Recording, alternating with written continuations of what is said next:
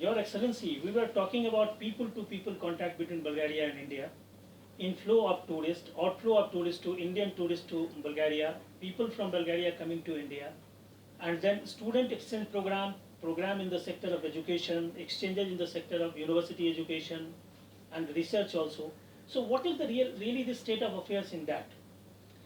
I think that this is an area where we can be proud of what is achieved so far, and we also have quite ambitious plans for the future. In the first place, let me mention once again the fact that we continue the very active cooperation between universities from our two countries. Again, in the beginning of this year, with the active assistance of the embassy, a memorandum of understanding was signed between the Sofia University and the Jawaharlal Nehru University about cooperation in the framework of the EU Erasmus Plus program.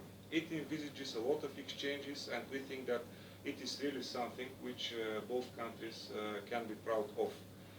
In the second place, you know that for over 30 years now in Bulgaria, at the Sofia University, we have the Indology department, and many young Bulgarian students are studying Hindi language. Okay. And vice versa, at the Delhi University, we have a department for Slavonic languages, where Indian students are studying Bulgarian language. Are some of them learning at Jawaharlal Nehru University also? No, mostly they're concentrated in the Delhi University. Okay. And we are carrying out a lot of programs for the students from the Delhi University. One of them is that last December we introduced a very special program for them.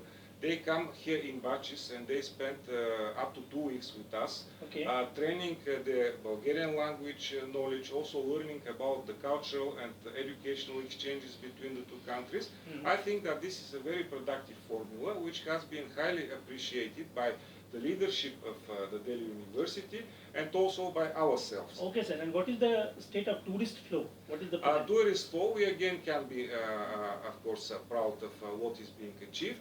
According to the latest data from the Ministry of Economy of Bulgaria, the number is increasing in the last several years. A very important point here is that recently Bulgaria is being visited by stars from Bollywood. Okay. And of course the expectations are very high. We expect that to give a push to Indian tourists wishing to visit my country. And definitely we shall be satisfied if we can Sir, has any Bollywood film been shot at in Bulgaria? So, according to the latest information, Dilwale 2 is being shot in Bulgaria, and we have there Kajol and SRK.